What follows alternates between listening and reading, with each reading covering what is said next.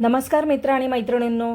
तर आज सॅटर्डे, मुलाला सुट्टी होती, मिस्टरांना पण सुट्टी होती, म्हणून सगळं कामं आरामात चालू होते. पण मिस्टर म्हटले, नाही नाही, मला एक अर्जंट मीटिंग आहे, तर जायचं आहे, तर तू बनव पटकन काहीतरी. मग मी म्हटलं ठीक आहे, फ्रीजमध्ये आहे दही, तर मी कढी बनवते आणि कारले आहेत त्याचे फ्राय करते, चालेल का? आणि भात पण आहे, भात लावते थोडासा, आणि चपाती. तर म्हटले ठीक आहे, चालेल. मग मी कारले फ्राय केले, त्यानंतर कढी बनवली. आणि कढीमध्ये काय, राई, जिरे, लसूण, मिरच्या, कढीपत्ता हे सगळं घातलं, कोथिंबीर, आणि दही आहे ती मिक्सरला फिरवून घेतली आणि ती घालून घेतली त्या फोडणीमध्ये, आणि खूप छान झालेली, टेस्टी कढी झालेली.